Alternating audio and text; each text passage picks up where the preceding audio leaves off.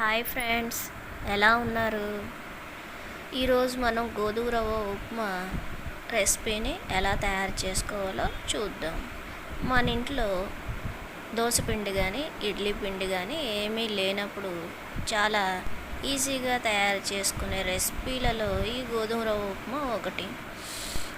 ఈ గోధుమ రవ్వ ఉప్మా తయారు చేసుకోవడానికి ముందుగా ఒక కప్పు గోధుమ రవ్వ తీసేసుకొని దాన్ని బాగా ఒక గిన్నెలో వేరే గిన్నెలో దోరగా వేయించేసుకొని పక్కన పెట్టేసుకోవాలి.